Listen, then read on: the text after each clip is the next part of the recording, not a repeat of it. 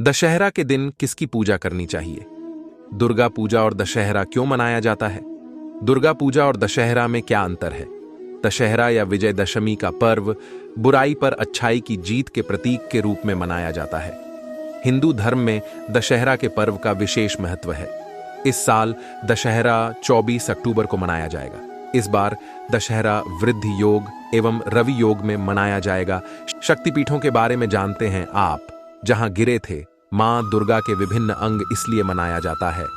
दशहरा 14 वर्ष के वनवास के दौरान लंकापति रावण ने जब माता सीता का अपहरण किया तो भगवान राम ने हनुमान जी को माता सीता की खोज करने के लिए भेजा।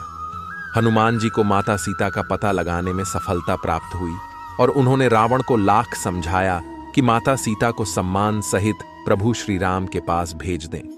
रावण ने हनुमान जी की एक न मानी और अपनी मौत को निमंत्रण दे डाला।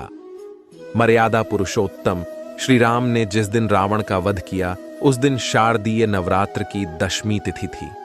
राम ने 9 दिन तक मां दुर्गा की उपासना की और फिर 10वें दिन रावण पर विजय प्राप्त की। इसलिए इस त्योहार को विजयादशमी के रूप में मनाया जाता है।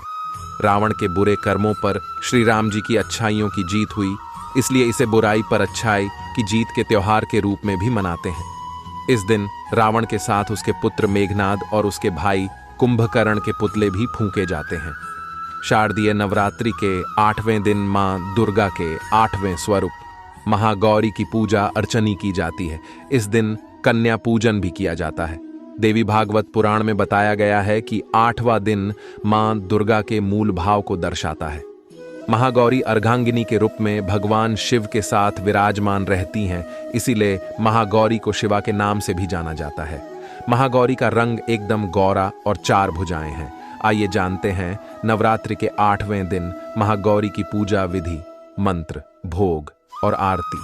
मां महागौरी की पूजा करने से व्यक्ति को अपनी जीवन के सभी कष्टों से मुक्ति मिलती है, साथ ही जीवन की सभी मनोकामनाएं पूरी होती हैं।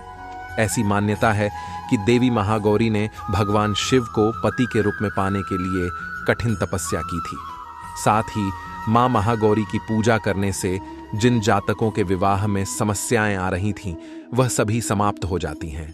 महागौरी माता का स्वरूप देवी भागवत पुराण के अनुसार मां महागौरी सफेद वस्त्र धारण करती हैं, साथ ही उनके आभूषण भी सफेद रंग के हैं।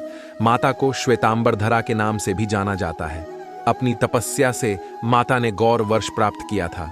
उनकी उत्पत्ति के समय वह 8 वर्ष की थी, इसलिए उनकी नवरात्र के 8वें दिन पूजा की जाती है। अपने भक्तों के लिए वह अन्नपूर्णा स्वरूप है।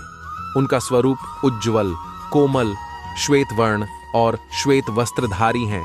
देवी के हाथ में त्रिशूल और डमरू है, तीसरे हाथ में अभय और चौथे हाथ में वरमुद्रा है। शारदीय नवरात्रि का आज 9वां दिन है। इस दिन माता महागौरी की पूजा की जाती है। मां महागौरी का वर्ण श्वेत है।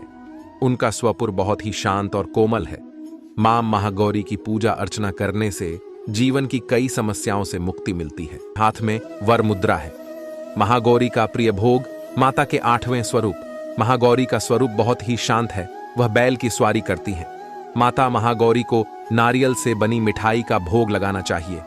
माता महागौरी का मंत्र श्वेते वृषेस्मारूढ़ा श्वेतांबरधरा शुचि। महागौरी शुभम दद्यान महादेव प्रमोददा या देवी सर्वभूतेषु मां महागौरी रूपेण संस्थिता।